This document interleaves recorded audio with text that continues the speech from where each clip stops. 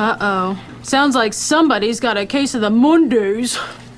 Today we're going to cover how to waste your team's time. It's a 3-step guide. Let's get started. Number 1 is internal meetings. So schedule as many recurring, repetitive, redundant, and pointless meetings as humanly possible. People should neither learn anything or take anything away from these meetings, and make sure you invite people who don't even need to be there in the first place. Number 2 is daily one-on-ones. So have one-on-ones with every member of your team every single day and have them walk you through information that they've either already told you or you could find out very easily without them. And if you're thinking, wow, this meeting could have been an email, you're on the right track. Number 3 is busy work. So assign endless busy work at all times and manufacture urgency when there isn't any. The whole point is that this is going to take them away from doing their actual jobs. What do we do when they finish the busy work? Either assign more or make them start all over. Good question. That's it for today.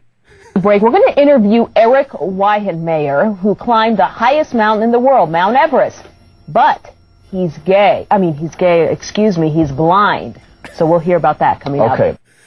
I wasn't sure what to make for dinner tonight, so I just started drinking wine, and now I don't care. So follow me for more dinner ideas. Guess the word. Okay. Your manager should be what in the office? Arrested. Available. Oh. In every appraisal meeting, we get what? False hope. Feedback. Oh. Your colleague should drink what every day? Toilet cleaner. Tea. Oh. Everyone at your job deserves what? Therapy. Transparency. Oh. Employee who is nice to everyone is the real what in the office? Star. Snake. What? Cottage cheese is not really a cheese at all. It's just occurred to me. If you're not going to serve alcohol at your wedding reception, show some balls and put that on the invitation. Find out the hard way how many of your friends and family truly give a fuck about your wedding. A wedding is a shitty play. The only people who like it are in it, like all plays. Everybody else is in the audience like, all right, well, 20 more minutes, we are getting fucked. I was at a wedding that was non-alcoholic reception. I was like, oh, I hope they get diarrhea on the honeymoon. I'm like, oh, that's not a very nice thing to say. I was like, oh, really? Because I was going to say, I hope they die tonight. I have a meeting with HR now because I bought my coworker a Get Better Soon card. But they weren't sick. I just wanted them to get better at their fucking job. So I want you so bad. You so sexy. But hold on. Where is your bathroom? Please tell me, please.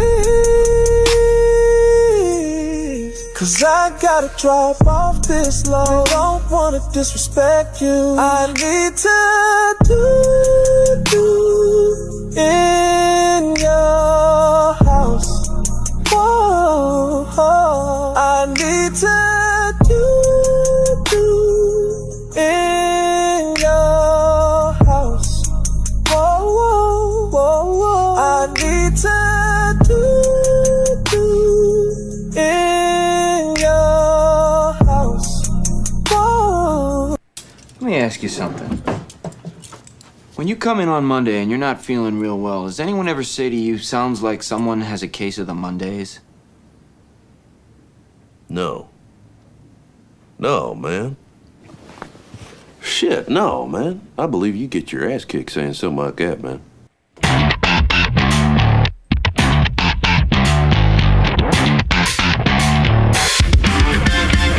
From Filthy Martini Studios in Ontario, California, it's the Foo Show! Hey, what is up, everyone? I am Joe C. And I'm Steph. Thank you all so very much for listening into the Foo Show. Remember to follow, like, and comment on our socials as @FooBarShow. That's FOO Bar Show. And listen at FOOBarshow.com or wherever you get your podcasts. Keep fooing it up like a bunch of foos. Ain't that right, Steph? That is correct. Steph? What? Today's going to be a good one. You want to know why? Why?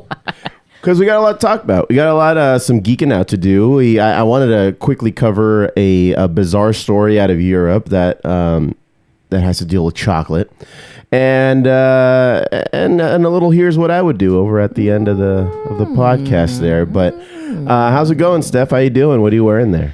I am wearing my Pokemon ears that I got from Universal Studios Japan. Yeah, you got a couple Pikachus on your head. Pikachu. Yeah. They were celebrating their 25th anniversary over there at USJ. Yeah. These were the first things I saw. And so I picked them up when we were over there. Yeah, and that's one thing that we forgot to mention in the last week's pod, where when you go to a theme park of sorts, everybody is really into the headwear. Everybody. Like everybody. There's no cool guy trying to be like, I don't want to wear that. Nobody's too cool for school, and that was so refreshing. Yeah. Yeah, that was really cool. That's like the majority of their merch over there. Because, over here we have a lot of t-shirts, sweaters, we got socks, hats, whatever. Yeah. No, it's all about the headgear. And the fluffier, the better. Yeah. Yeah, the fluffier, the better. I think that's a good rule. Yeah. Because it's true. The fluffier it was, the better it looked on you. Mm-hmm. Yeah. Now, yours isn't that fluffy, though. No. But they it's just are, a couple Pikachu figures. Heavy on the Pikachu. Well, yeah, it was Universal Studios. And I picked it up specifically because it said the 25th anniversary celebration. They just look so happy. Yeah. This one is like a little top hat. Right. A little top hat. Steph? Yeah. How's it going? How you doing? Well, how was your week? I was just existing because actually I'm going to have to take these off because these are slipping right off my head and it's just uncomfortable. All right. Because we've been back for like a week. From Japan? And then, you know what? It's not even post-Japan symptom or whatever it is. It's just, vacation, Yeah. We haven't had a vacation that long ever. Right. It was a 2-week vacation. And it was nice. Yeah. A lot of people do talk about, and that's one of the things that I was afraid of, is having the post-Japan trip depression.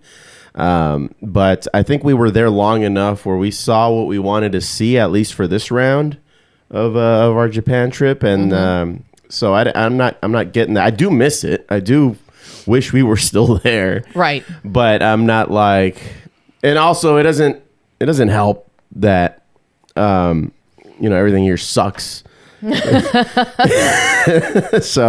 but that deep depression that some people seem to identify with, I'm not really getting those vibes. But no, because like you said, we were there long enough. Yeah. You got to just experience a little bit at a time. Yeah. I feel like that's good. Well, hopefully next year we're able to go to the Philippines or anywhere else over there in Asia. Yeah. I mean, we could probably even go up to Japan again. Well, yeah, that was a 4-hour flight. Is it from the Philippines? Yeah. Oh, okay. Well, anyway, Steph, my week's been whatever for that same exact reason.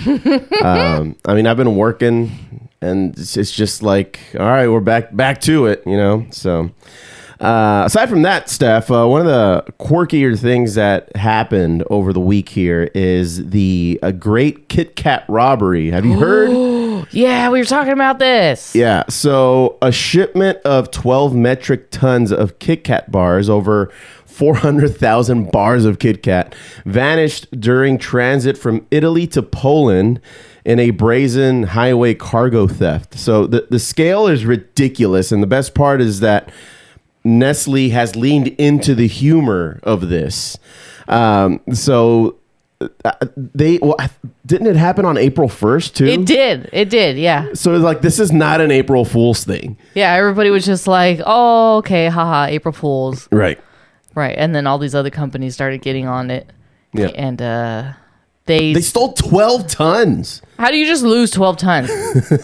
And I like how other companies were also getting on board with the humor with their social media profiles. Like, for example, I think it was Domino's that said something like, we feel absolutely terrible for our friends over at the Kit Kat factory.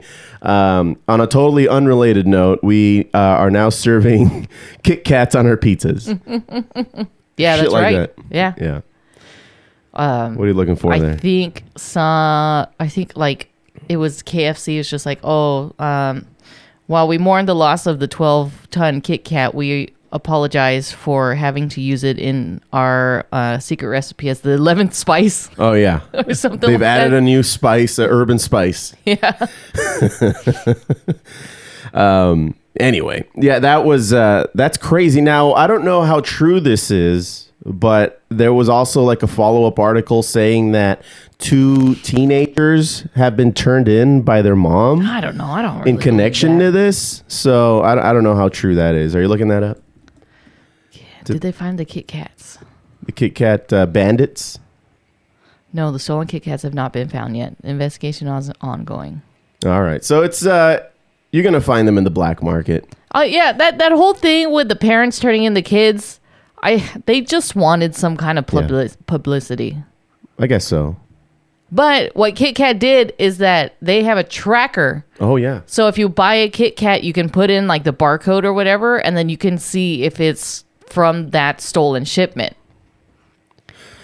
Is it because, I guess it was on the way to Poland, so maybe Poland has its own unique barcode for Kit Kat?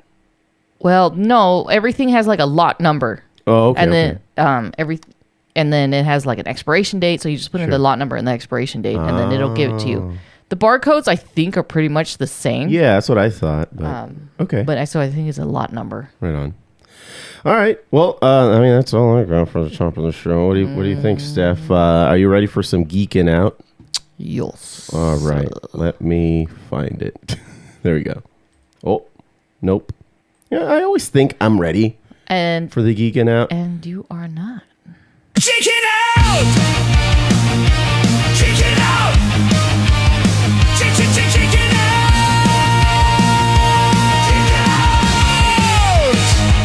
Geeking out! All right. So something's up with my mic today. I don't know what's going on. Crickly crackly. A little crickly crackly here, but anyway, we'll push through. So I'm not really. I've not seen any of Euphoria, but I understand that it's a pretty popular show over at HBO Max. Right. And it's popular enough where they got a season 3 and it's about to premiere. And since Coachella is right around the corner, since we're in April now, it's in a couple of weeks. Oh, right. Remember that? Didn't you go last year? I did go last year. It was fun, dude. We got so fucked up. Dude. Yeah, you sure did. You left early. We didn't even survive day 3. We had to leave early. We didn't even see any bands. We got so fucked up and it was so hot. And my friend threw up all over the place, and people were all concerned. And I was just like, please give us water. No, she was not. I was just like, please give us. I was looking for water. Nobody had any water. I was just like, what the fuck? It has Coachella for you. Yeah, it sucks. But we ended up leaving early and then just went home. Yeah. Coachella is a young man's game. It's not. I mean, if I go, there better be a hotel involved. I'm not about to camp again. Have you seen the prices for some of the campsites or the hotels that are there offering? No. Like a full house, like Airbnb for the weekend. Yeah. Like could be upwards of $200,000. Get the fuck out of here. Like a bougie ass house. And you're not even going to be in it. No, you're going to be at the festival. Right. Unless you're throwing a party in there and missing all the bands. Yeah, like after party. But like, when are you going to sleep? Exactly. You just don't, I guess. Yeah, or you just have like a revolving door. Yeah. There was other people saying like, oh, it's going to be $360 for this plot of land so that you can camp. Yeah. Which is like outside the park. And there's like, what the fuck? I'm going to be homeless for the weekend and I still have to pay $360 for this little campsite. For them to allow a little piece of dirt. Yeah. Yeah. Yeah. No, those they were outrageous. Yeah. A trailer, thousands of dollars. Yeah. Thousands. Well, there's of also dollars. like a VIP camp situation that you can buy into. That's also like ridiculously. Yeah, no, but I'm talking control. about like specifically like outside of the Okay. campgrounds. Like, you know, these are Airbnbs, private events, things like that. Yeah, I don't know how I mean, I guess you got to be rich now to enjoy Coachella. I guess. I mean, the entire Coachella Valley isn't even worth that much. On a regular day, right? Well, the reason I bring up Coachella is because HBO Max is premiering Euphoria Season 3 at Coachella on April 12th. What? It's going to be a late night at the campgrounds, only available for the wristband holders, which is pretty much if you have a ticket, you have a wristband. And then the season launches on HBO Max. So it's the first time a TV series has been screened at an event like Coachella like this. I wonder if they're trying to turn it into, or at least make it resemble somewhat of like a South by Southwest that currently just, I think it's still going on or just ended. But you know, South by Southwest isn't just music. It's all kinds of stuff going on. Movies there. primarily Movies. Yeah, a lot of art, of different kinds of art. Well, I mean, I think the premiere for Euphoria is just like on point with Coachella. Do you know that's what the audience. Do you know what Euphoria is about? Actually, no. Do you have a synopsis there? I never watched it because I knew that it was like a teen drama. Okay. But it's just like they're supposed to be teenagers, right? And they're doing all these drugs and they're having all this sex. And I'm just like, you're watching them and you're just like, these are supposed to be teenagers. And they look like in their 30s or something, or what? Well, yeah, and then Zendaya in there? Yes, she is in there, and then she's in the new season as well. But it's just like I was kind of like irked by it a little bit because like it's a very adult theme for being teenagers. Yeah. And I don't know. It's just are they still advertising the fact that they're teenagers? No, they're older now. Right. So they should be in their 20s. Which is more realistic with all the drugs and the sex and stuff. Right. Yeah. But yeah, it's about a troubled teenage drug addict who struggles to get sober. Oh. Rehab is involved. I don't know. It's not for Steph, I guess. No, it's weird because watching it that they are in high school. And it's HBO, so there's like full nudity. I mean, yes, the actors are, in their 20s or whatever, Sure. but it's weird to me. It's a weird. Yeah, after playing a teenager and you see him naked on screen, I guess that could be a little icky. But people love it. People like it. Yeah, people like it. They got a season 3. Yeah. Maybe I'll watch it for the plot. Sure. Just kidding. Well, the other thing I'm pretty excited about, Steph. It comes out today. It's Star Wars Maul Shadow Lord. That's coming out on Disney Plus. It's gonna drop, I believe, at midnight, and it's gonna have a weekly schedule. I think we're gonna get like a few episodes first, but it's being pitched as like a major moment in Star Wars franchise history because it's centered on Darth Maul rebuilding his criminal empire post Clone Wars. So this is like where like shit actually starts to ramp up for him. Darth Maul, did you say? And you Maul. thought he was dead at the end of Phantom Menace. Yeah, but if anybody's watched the animated Clone Wars, Spoiler alert. he's not dead. Right? Yeah. I mean, I find it pretty engaging considering it's a villain-led Star Wars thing. Mm-hmm. When's the last time we got like a villain-led, like that's the protagonist Star Wars? I mean, the movies, the OGs were all about Luke. And yeah, there was Darth Vader involved, but he wasn't the center point. If anything, maybe the prequels, but he wasn't evil yet until like the very end of those. I was trying to think. Like Bad Batch, no, they're good. They're supposed to be good, yeah. They're supposed to be good. Yeah. Yeah, all the animated stuff, they're all good. I think for a bad guy, it's fair to say that Darth Maul is probably one of the more beloved ones because of how eerie he was in episode 1, where he didn't really say anything, but he was so badass. The choreography was out of control. It was great. Yeah. The way that he kills Qui-Gon is the same way that didn't Obi-Wan kill or at least slice up Anakin? No. because Darth Maul, like Qui-Gon. Somebody did a flip, and I think it might have been Obi-Wan actually, and that's how he split him open, split him in half, if I remember correctly. He did a flip, and that's what Anakin tried to do to Obi-Wan, but Obi-Wan had the high ground. Right, and so Obi-Wan just went, Yeah, just sliced them up, and then it just bam. So like I think that was like a, what do you call it? Like a callback. That move that he does. Yeah. Anyway. Okay. Darth Maul's going to be played by Sam Witwer. If you have ever watched that show, Being Human, he starred in it, back in 2011. Okay. Played a vampire there. And he is the voice of Maul. Nice. Yeah. I think he's just right. Yeah, I mean, like I said earlier, we didn't hear much from him in episode 1. We had a voice in the Clone Wars series.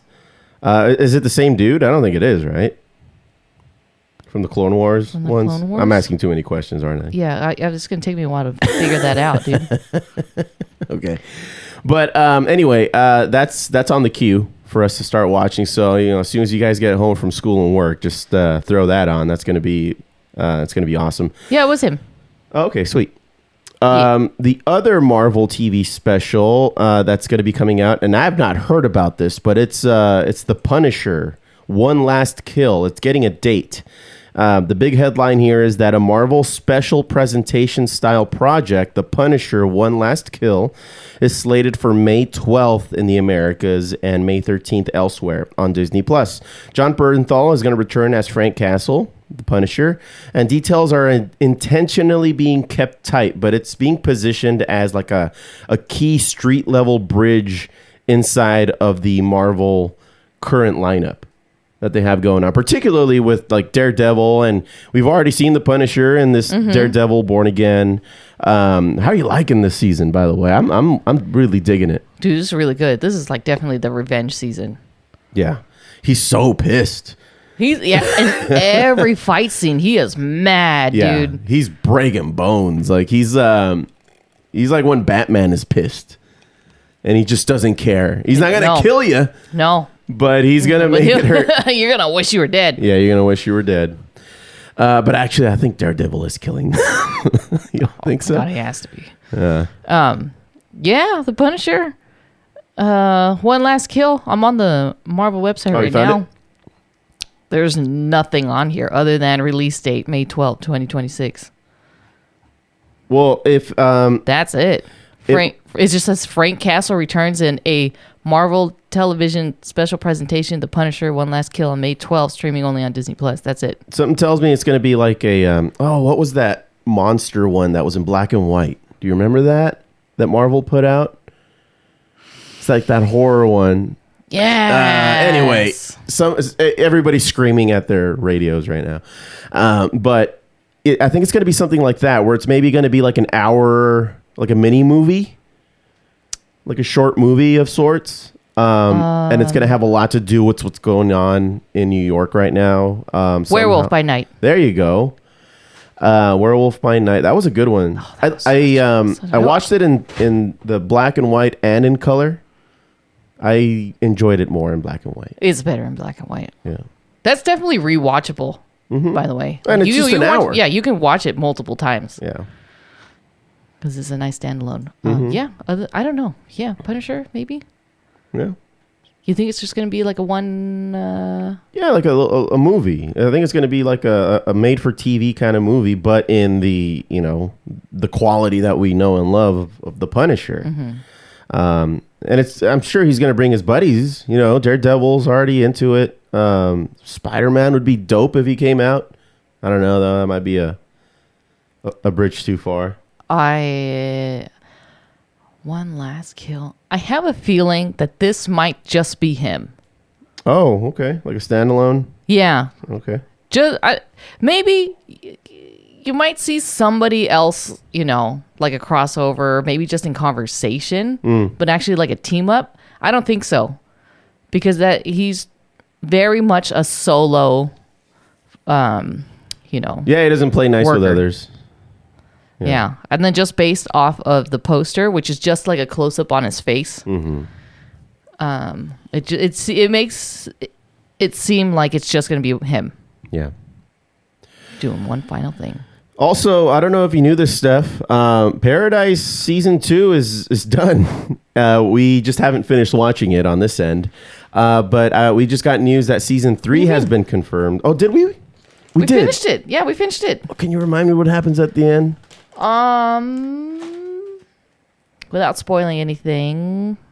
Oh, right. The whole thing comes down. Spoiler Oh, alert. whatever, dude. Yeah, my bad. I may have been inebriated for that one, but yeah, that's right. So it's gonna be. You fell asleep. Ah. You just fell asleep. And then I had to watch it again. It was probably one of you those woke up things. in the last 5 minutes and you're just like, oh. Good enough. All Yeah. right. Well, reporting says that Hulu renewed it for a third and final season, aligning with director Dan Fogelman's planned 3-season arc. Season 3 is already written, and filming began early in April, so just a few days ago. So it's I wonder what kind of ending they're going to be, because I like the way that Season 2 was like fundamentally so different from Season 1. It was, yeah. Just because, they were outside. They were outside the now. bunker. I'm really interested to see what happens with Alex. Oh, the computer? Spoiler alert. Yeah, it's the computer. The computer's name is Alex, and it's supposed to be like a quantum computer, right? Quantum AI thing. Yes? Yeah? Yeah. Steph? Yeah? Do you want to talk about something? The Boys coming back on Amazon Prime this week, April 8th. Uh-huh. It's the last season, you guys. It's the last season. Apparently, it's the most brutal season. It's going to be the bloodiest season we've seen. Probably a little bit of heartbreak. Hmm. I'm ready for it. Yeah, I mean, it's ready. It's been such a badass series. Like, they definitely didn't hold back on any of the violence. And the storyline got a little weird, but I mean, the characters are weird. So you're going to get that kind of dynamic, I guess. And I'm not exactly sure how true it is to the graphic novel. Yeah, I think it veered off quite a bit ago. Just because I haven't read it. Like, everything I know about the Boys is from the show. Yeah. So I'm excited to see what happens. I really hope they take down Homelander. But a lot of people are like really excited for like the little mini Supernatural reunion that's happening. What do you between like Sam and Dean Winchester are gonna be there, from and Supernatural? Cassiel is gonna be in there. Yeah. Oh, crazy. I didn't know Two that. brothers. But obviously they're not gonna play brothers. Well, I don't know. Actually, I have no idea who they're gonna play. They I mean, could. Soldier Boy for sure. Yeah. If Soldier Boy had a brother, then I guess it would be Maybe, or they're just gonna be in there. I really haven't looked too far into it. I've just seen the preview. Didn't you also say that, because for the longest time we thought that Anthony Starr was Australian, and he's not? I just found out today that he's from New Zealand. Yeah. Because I was watching an Auntie Donna interview, and they were talking about how they got Anthony Starr in their Auntie Donna Netflix special. Big House of Fun, or Big Ol' House of Fun, something like that. Yeah. Yeah. And they talk about it in the podcast, and they it ended up being like somebody went to school with somebody who knew Jack Quaid, and Jack Quaid spread Auntie Donna throughout the cast. Boys? Yeah, the Nice. Boys. And then Anthony Starr became a fan of theirs, and then so they started commenting on their posts, and they're just like, well, let's see if we can get him on the show. It was a surprise when I saw Anthony Starr in the Auntie Donna. I was like, wow, that's out of nowhere. Yeah, and this was when the first season of The Boys had just come out. Yeah. So we didn't really know who he was. I mean, we knew that he was Homelander. Yeah. When we saw him, I was like, the fuck? I was like, is that Anthony Starr? So that's why I guess the assumption came out that he was from Australia, because Auntie Donna, the comedy troupe, is from Australia. So, but he's not. But there you go. There's He's a your Kiwi. fun fact of the Didn't day. know that. Did not know that. What else you got? You know what? Invincible season 4 is out. It's been out. It's been out since March 18th. When we got back, we tried to search for it, and maybe we weren't looking in the right place, but No. it ended up being like a it was like a preview, and I'm just like, preview podcast thing. no, it was a preview for the 4th season, and I'm Okay. just like, I'm pretty sure there's Invincible, but I didn't see it on there. Maybe we just had to restart our Yeah, we probably just had a refresh. Apple TV. Yeah. But yeah, it's out, and the season finale is happening this month on April 22nd. So We need to catch up. We need to catch up. Yeah. But that's easy. Oh, fucking! I hope they do a good team up with Alan, with Omni-Man and Alan, because I don't know if you remember from the last season, Omni-Man was trapped in the spaceship with the not Voldemort. What the fuck are they called? Voldemort. With The the Voltramite? Voltramite. There we go. We went to a fucking hockey game last night, and it was Harry Potter theme. So that's the first thing that popped into my head. Well, I saw one of the kids in the crowd was dressed up as Voldemort. Yeah, he went all out. They put the jumbo cam on him, Yeah. and then he was just like really leaned into the character. Yeah, it was pretty cool. And Viltrumite, yeah, and then him and Viltrumite. Alan team up at the end to just try to escape. So this is about them like joining forces and then coming back to Earth and getting invincible, and we'll see what happens. Yeah, but like if Omni-Man didn't kill all the superheroes, they probably would have a better team. But I guess they got to work with what they got. Yeah. Also, nobody trusts him. Nobody. Yeah. Alan trusts him because he doesn't know his past. Right. And Omni then, Boy. And then Alan is like his species is actually stronger than the Viltrumites. Mm-hmm. So and he can't die, right? Because they've tried to kill him a couple times, or they've successfully, I think, like at least mangled him. Yes, And he but just healed up. he's been brought back. Yeah. Yeah. Yeah. It's not easy. I mean, to he kill him. can die, but he just hasn't. Okay. Cool. Well, yeah, a lot of stuff to catch up on. We're gonna be pretty busy this week, and when we're all done with everything, maybe, just maybe, we'll finish Miss Maisel. Because it's our show that we watch, in little chunks here and there when we run out of things to watch. When we're all caught up, but we still have some TV the TV's still on and it's in front of us and it's not bedtime yet. Steph will throw on Miss Maisel, and it's been getting a little interesting this final season. We're on the last season. Yeah. You were the one that told me that Lenny Bruce was actually a real comedian. You didn't know that. I didn't know that, and he's in the show. Like he's a character in the show. He's a recurring character in the show Because it takes place in the 60s, the Miss Maisel thing. Mhm. Yeah. And at some point, like this, we're on season 4 right now.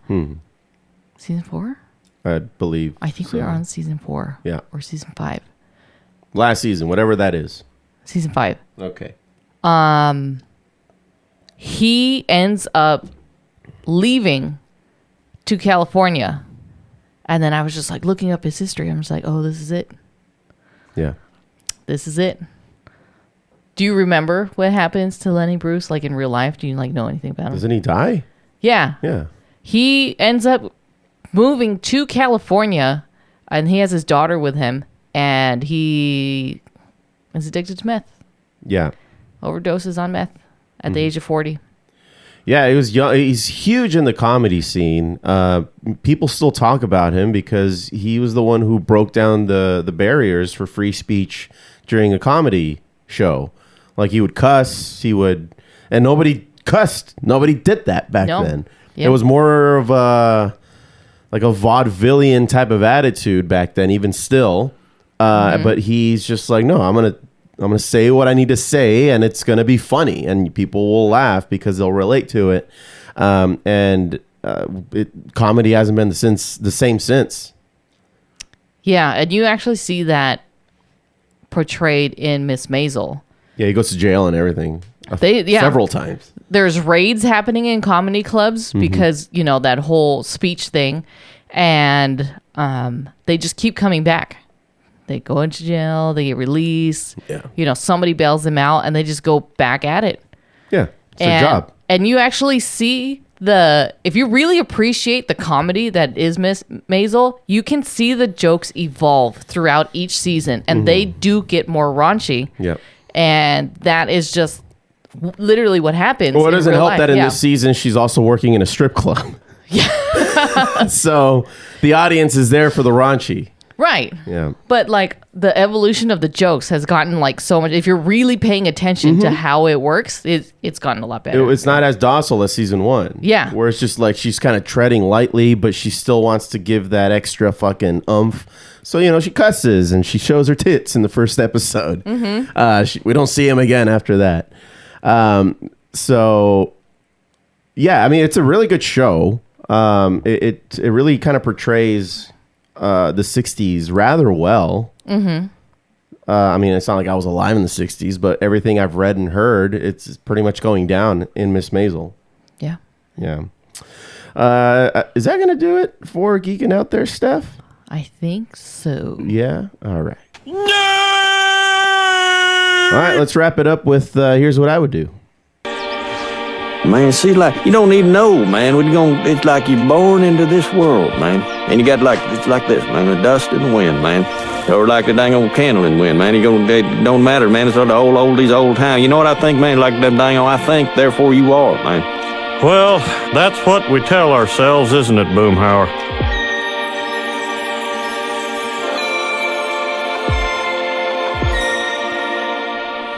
All right, we got these couple emails, Steph. They're pretty harmless. Like nobody's having a very like daunting situation, but some I picked these because they were like these funny kind of observation, kind of comedy kind of thing. So the first one's by listener Luis. He says, well, the subject says my barber betrayed me, and I don't know how to move on. Hey, Joe and Steph. I need guidance because I'm going through something no one prepares you for. I'm 34, male from Ontario. Oh, you're from here. What's up? What up? I've been going to the same barber, Tony, late 30s, male, for like 5 years. Same guy, same chair, same just clean it up every time. He knows my life story. We don't even need to talk about the haircut anymore. It just happens. Last week, I walk in and he's gone. He's not on vacation. He's not sick. He's just gone. Like a new job somewhere else. So not even a goodbye. No referral, nothing. So now I'm sitting in a new chair with a guy asking me, so what are we doing today? Like I haven't built a relationship over a half a decade. I panicked and I just said shorter. And now I look like a substitute teacher. Do I track Tony down? Do I start over? How many bad haircuts does it take before you trust again? Luis from Ontario. I feel like that is, because I've had the same hairdresser. If I do go and get my hair cut, like if I'm not lazy and I'll just cut it myself here in the bathroom. Yeah. I've had the same hairdresser pretty much my entire life. And I have followed her from salon to salon. But I feel like if the hairdresser or barber really likes you as a client, they will tell you where they're going to go and where their next chair is going to be. Yeah, I'm curious, like, are you the only person he didn't tell? Dang, what did you do? What did you do? Did you not tip him well? You know what you need to do, Luis, is talk to the guy in the mirror and figure out, did you fuck up? Well, I mean, like, why wouldn't your first thought would be like, hey, where did this guy go? Like, you went to the same place. Right. Oh, I don't Somebody know. in there probably would know. Yeah. Right? I mean, been there, co-worker for 5 years, and then all of a sudden disappears. He takes off. Well, they would know. They would know. They would probably know. I don't know, man. Maybe you just need to start asking some questions.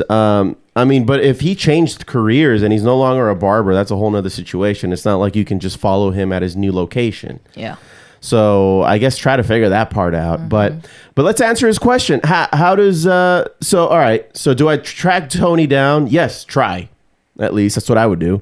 Do I start over if you have to? And how many bad haircuts does it take before you trust again? Probably 5. at max. No, for you, it was 2. And then you never trusted anybody again. And I did have my barber when I was a child. My parents would take me to the barber shop, and it was always the same lady. Oh my God, that haircut. Yeah, it was always like the same flat top. And I'm just like, I don't know why. Every single my dad kid- insisted It's not that a I get good a look. haircut. No, it was just bad. I was like, who put you up to this, and why are you torturing me like this? Even when I was hated a kid, I knew that was just a terrible hairstyle. Yeah, I don't like it. No. I wasn't even in the military. No, you had for boys growing up in the 90s, I swear there were only 3 cuts. There was the one that you had, there was the cowlick, Yeah. or the buzz cut. Or the buzz cut. They just take it all off. What about the mushroom cut? There's also those. Those are pretty rampant. That was an untamed cowlick. Is what that was. It just wasn't combed. It just wasn't combed. But yeah, there was like, you get the deep part and then there's just like a slick. Right. The aggressive part. Yeah. Yeah. My brother had the cowlick. Nice. Yeah. And then I had the bangs with the long hair. Yeah. That's what I had. Yeah. And like you said, I guess I got a couple haircuts where I'm just like, you know what? I'm going to figure out how I can just do this on my own. Yeah. I remember I was there for both of them. And then you were panicking.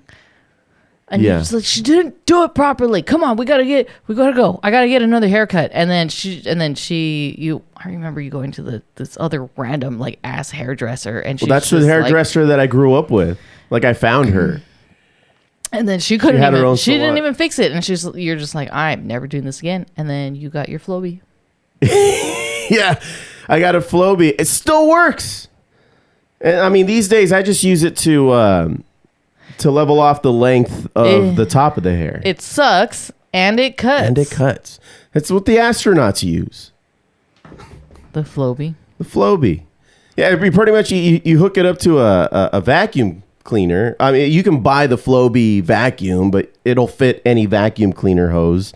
And it'll suck your hair up, and it has the spacers, and it's cutting the hair in the length that you set it up for. It works, man.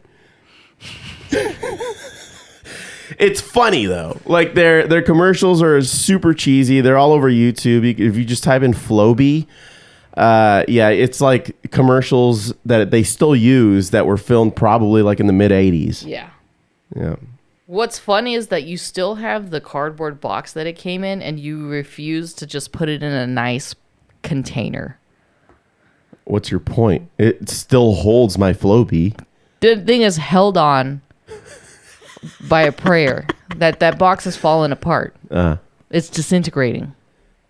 It's not disintegrated yet, at least not completely. Take care of your stuff, man. That's why it's been over 15 years since I've had the Flowbee.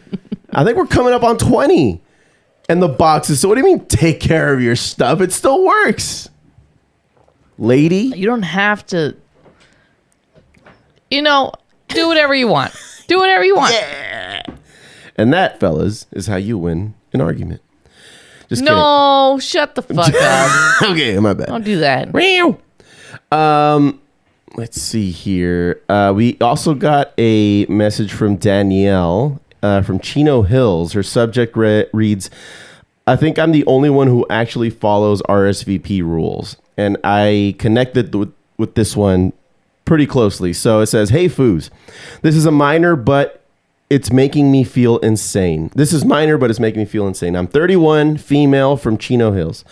When someone invites me to something and says RSVP by Friday, I RSVP by Friday. It seems normal, right? Apparently not. I'm planning a birthday dinner, and people are responding like it's a suggestion. Like, I'll let you know, maybe.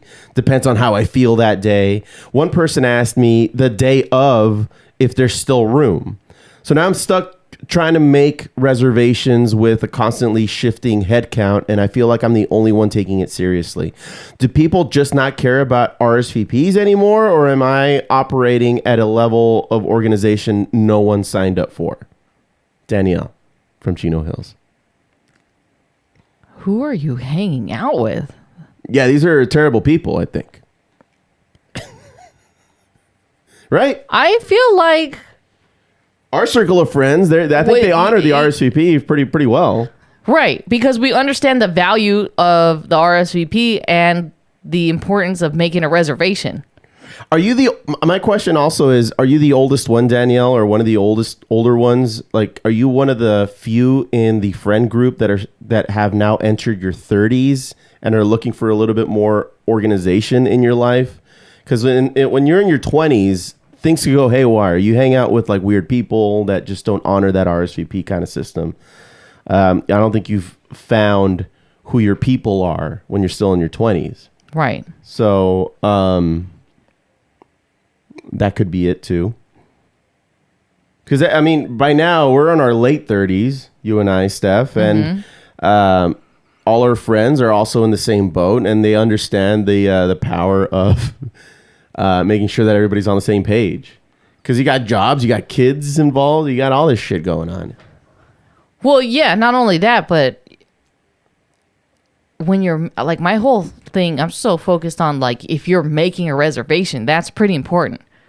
Because like, let's just say, I don't know, what you're inviting 10 people and only maybe 7 of them show up. That's the difference between gratuity added to the bill and not. That's true. And so the restaurant is expecting to make this money. And then you're just looking over here like, hey, they didn't show up. And then it's like, well, we booked it for 10 people. So if your whole party's not here. We're still charging gratuity. Right? Yeah. I don't know if they actually do that, but. Well, I think, it's got to cross a certain threshold. Right. And some restaurants do 7, some 8, some 10. So it just depends on where you're going. Yeah, but having said that, things do happen and people do have to cancel. But the thing is, like, you need to know at least who's going to come, who's not. Yeah. And then you have to spend time making the follow-up. Hey, are you coming? Yes or no? I need to know because I need to make this reservation. Blah, blah, blah. Yeah. I will only ask twice. And if somebody gives me like this bullshit, it depends on how I feel that day, it's a no. Like they're not going. What I would do in the future. And then shame them in the group. Yeah. I'd be what I would do in the future is be like, if you don't respond to me by Friday, I'm going to assume you're not going. Right. Because I need to make this reservation by Thursday night. That's latest. actually exactly how we've been operating for the last 20 years, I think. Yeah. I mean, that's just the way it goes. Yeah. Like, I need to know. Yeah. So what do you think, Danielle? Do people just not care about RSVPs anymore, or is it something up with her? I think it's just your friend group. I think yes. Maybe they're just not used to it. I don't know. But no, people know RSVP because since you were a kid, you had birthday parties. Yeah. RSVP by this day. Yeah. They even have a save the date bullshit that's been going on for the last decade or so. Oh, more than that. Yeah. More than that. You're talking about like for weddings and stuff, right? Like save the date, but it's still like an invitation. It's like, okay. So and then they ask for the RSVP and the more formal one later on. I just feel like it's like 2 invitations. It just feels so unnecessary. Yeah. It's also a waste of paper. Yeah, it sure is. And postage. I just text everybody, hey, next year. Yeah. Be there or be square. Right. Steph, I think we're good here. What do you think? Yeah. Man, see, like, you don't even know, man. It's like you're born into this world, man. And you got it's like this, man, the dust and the wind, man. Or like the dang old candle in the wind, man. It don't matter, man. It's all the oldies, old time. You know what I think, man? Like them dang old, I think, therefore you are, man. Well, that's what we tell ourselves, isn't it, Boomhauer?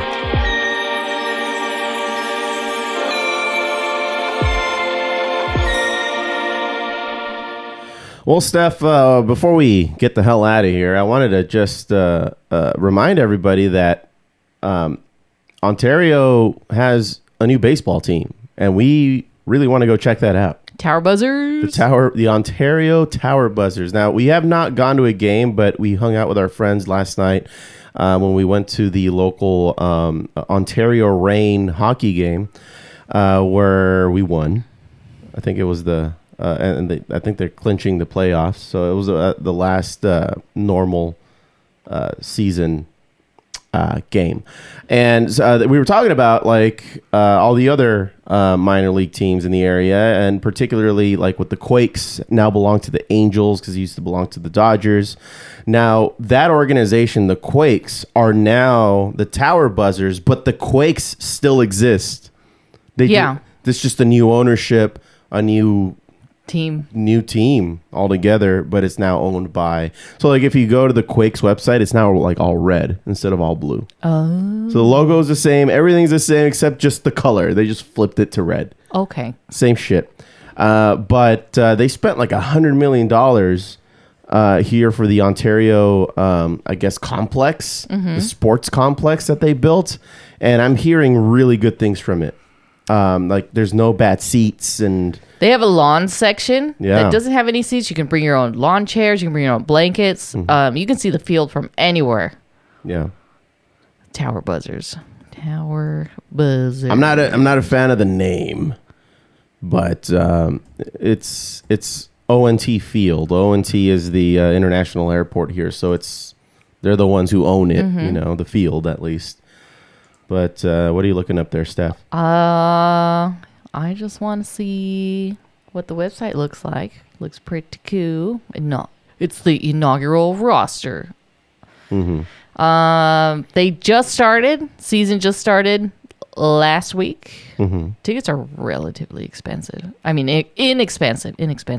Yeah, they're rocking the Dodgers colors there. Yep. And they got a little buzzer. It's a little bee with the flight goggles and the scarf, the traditional red scarf, the aviator scarf. So it's pretty cute. Yeah, it's pretty dope. One thing that's cool, some people might be asking, what's the big deal? It's just a minor league team, but I think it's pretty cool because you get to experience a ball game at not outrageous prices like you would over at Dodger Stadium. And you're still supporting the Dodgers by supporting the Buzzards, because that's how that's their farm system. So like if somebody is coming up in the ranks, you're probably going to see a future Dodger on this team. You're probably also going to see a current Dodger that's currently going through rehab. And it's just kind of like trying out and playing with the minor league team. And, and if you're lucky, the team will be really good that year, and then you'll be able to catch those playoff games. Yeah, you have to consider that these, like, AAA leagues are almost majors, right? Almost. They're just, like, major adjacent. So what They're you're just seeing... one step away from being in the majors. Yeah. Right. So what you're seeing is, like, it's still pretty high-quality baseball. So we appreciate it, and something local to support. It's like 20 minutes away from here. Yeah, not bad. We've gotten into a lot of minor stuff lately. It's just affordable. Yeah, it's accessible and affordable, particularly since we live in Ontario. We grew up in the St. Gabriel Valley, where Dodger Stadium even then was still kind of far because of traffic, and now we're in Ontario, we're even further. But we have these teams right down the street from us, so we're lucky that Ontario has evolved from what it used to be known as, the 909 meth head area. It's come a long way. It's really an up and coming sports and art district is what it is. Just bringing unity over to the side. Right. So I would think that like the meth areas are still considered like Riverside or East, right? We're still talking shit about Riverside after all these years. Well, they have all the meth. I mean, Breaking Bad was supposed to take place in Riverside before they moved it to New Mexico because of tax purposes. New Mexico had more tax breaks than California did, or at least maybe even Riverside did. So that tells you something. Right. Anywho, I think that's going to do it. What do you think, Steph? I think so. All right. Well, thank you all so much for listening into the Foo Bar Show. Remember to follow, like, and comment on our socials as at Foobar Show. That's FOO Bar Show. And listen at FOOBarshow.com or wherever you get your podcasts. And we'll fill it up like a couple of foos.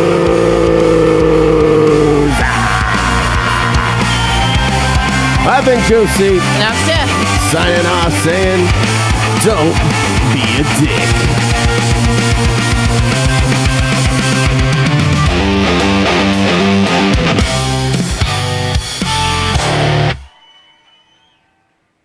Fuck, man. Thank you, guys.